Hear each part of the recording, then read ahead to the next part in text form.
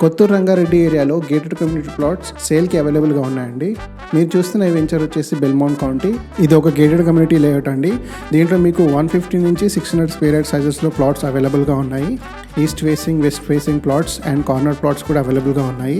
ఇవి మీకు investment and residential హౌసెస్కి సూటబుల్గా ఉంటాయి. ఈ వెంచర్కి DTCP, RERA and HMD approvals ఉన్నాయండి.